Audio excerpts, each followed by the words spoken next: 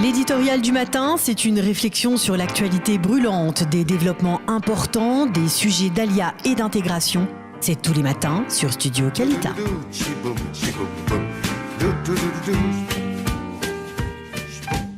Puis ce matin, l'éditorial, c'est aussi profiter des vacances pour essayer de découvrir en particulier Jérusalem en particulier dans le cadre de cette période toujours assez difficile des 9 jours qui séparent Rosh Chodesh Av de Tisha B'Av, une période qui est particulièrement fréquentée dans laquelle la vieille ville de Jérusalem et même les abords du Kotel, du mur occidental sont particulièrement fréquentés. C'est la raison pour laquelle nous avons demandé à notre ami Dan Lévy de venir ici dans notre studio pour nous présenter donc justement une excursion. Dan Lévy est guide, il est spécialisé sur Jérusalem, il est spécialisé encore plus, on peut le dire, c'est un expert en matière de guide dans la vieille ville de Jérusalem. Il guide des sommités rabbiniques, des juifs et des non-juifs ici dans la vieille ville de Jérusalem. Alors Dan, bonjour. Bonjour. Donnez-nous une excursion particulière à ne pas rater pendant cette période particulière des 9 jours. Alors d'abord, avant tout, ça fait, comme tu l'as évoqué, depuis quelques milliers d'années que le peuple juif pleure sur Jérusalem et que, au fur et à mesure, des prières telles que l'an prochain à Yerushalayim ont été évoquées. Et il faut bien le dire que déjà, depuis maintenant quelques années, aborder et s'approcher du mur et aller voir les dessous du temple et les fondations, c'est quelque chose de très accessible à tous. Ce qui n'est pas très accessible, c'est bien entendu les explications. Alors, se doter d'un guide, c'est quelque chose c'est toujours bien. C'est toujours bien. L'État d'Israël a mis en place un système qui était au départ, bien entendu, géré à cause de la géopolitique pour essayer d'expliquer que le peuple juif était présent à des endroits géographiques à Jérusalem. Et puis petit à petit, avec le temps, ces endroits sont devenus des musées, des endroits attractifs, tels que la cité de David, où il y a des très beaux spectacles en son et lumière, des visites à voir et des choses très accessibles à tout public, enfants. Quand vous dites la cité de David, c'est Ir David, c'est la ville de David, la cité de David, qui est en contrebas des murailles de la vieille ville. Exactement, où on peut même trouver de l'eau à Yerushalayim et se balader à l'intérieur. Et il y a toutes sortes d'attractions qui sont autour justement de ces projets archéologiques, historiques et même quelquefois géopolitiques. Alors, prenons une excursion en particulier qui est proche du temple, proche du Kotel et de l'esplanade du Mont du Temple. Alors, bien entendu, la visite qui fait, on va dire, le plus gros tapage, c'est la visite du tunnel du Kotel. Ce fameux tunnel dans lequel on n'a pas de réseau, donc c'est très bien parce que le guide et le groupe sont à l'écoute les uns les autres.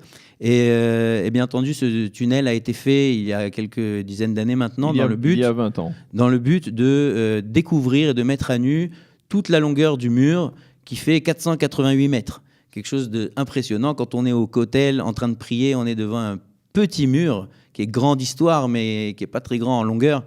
Et ce tunnel permet de mettre à nu donc la longueur du mur et presque dans son intégralité. Alors on découvre énormément de choses là-bas.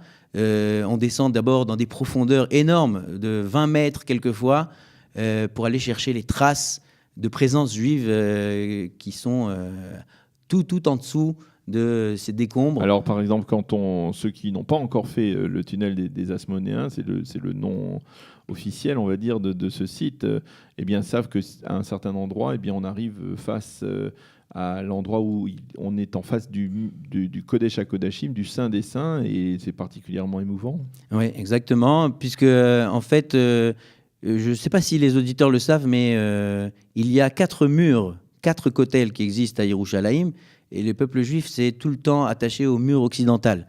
Et la raison, c'est comme tu l'évoques, c'est parce que le mur occidental était très proche de l'endroit du Kodesh HaKodashim, du Saint des Saints, à l'époque du Temple. Et parce qu'on dit que la Shekhinah, la Shekhinah n'a jamais quitté le Kotel Amaravi. Exactement. Alors, en fait, grâce à cette visite du tunnel, déjà, on peut se rapprocher encore plus de l'endroit du Kodesh HaKodashim et être à quelques 90 mètres, ce qui permet de faire des prières très émouvantes et qu'on espère être réalisé.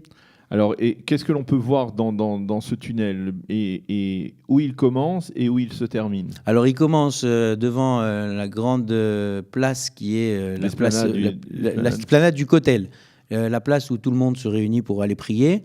Il y a une entrée là-bas qui nous permet de pénétrer sous terre et d'arriver avec un choix possible, soit sortir 400 mètres plus loin dans ce qu'on appelle le quartier à côté de le quartier chrétien, à la côté Via de de Lorosa. Charagaï, la Via de Lorosa, ou alors de revenir en arrière et de revenir sur la même esplanade de l'entrée. Et quels sont les endroits marquants que l'on peut, à part cet endroit face au Saint des Saints? Alors, bien entendu, il faut dire aux auditeurs que, comme tous les endroits à Jérusalem, ce qu'il y a à voir, c'est des pierres. Oui. Par contre, l'histoire qui vient accompagner ces pierres, c'est le roi Hérode qui a construit le mur et toute l'esplanade. Oui, on peut voir une maquette avant ça. Il y a une maquette en 3D, il y a des sites archéologiques que l'on a retrouvés, des mikvaot, des bains rituels. On a retrouvé des morceaux de la rue du temple, là où les Juifs marchaient avant de pénétrer sur le parvis du Beth Amikdash, et voir énormément de choses qui permettent de remettre quelquefois l'histoire devant nos yeux. Alors, lorsque l'on est touriste et que l'on veut visiter ce site, il faut réserver à l'avance ou on peut arriver sur place et participer à une visite? Voilà. Alors, bien entendu, l'accès à ces endroits est très compliqué. Il y a une organisation qui gère, mais il faut s'y prendre à l'avance, réserver à l'avance. Et comme j'ai vu que le public francophone n'avait pas beaucoup de privilèges pour ces réservations, j'ai mis au point un système que pour l'été, chaque jour, une visite est organisée en français. Oui. Quelquefois, il y en a plusieurs dans la journée, dans laquelle on peut justement s'inscrire du jour au lendemain ou 2 jours à l'avance, en passant par justement mes soins et mon site internet. Mais pas sur le moment même, c'est pas possible. Alors c'est compliqué parce qu'il y a quelques tours en français qui sont organisés, mais c'est trop difficile pour avoir un accès. Puis certainement que le public francophone ne s'y prend jamais à l'avance. Donc le système derrière ne met pas en place quelque chose d'assez bien organisé.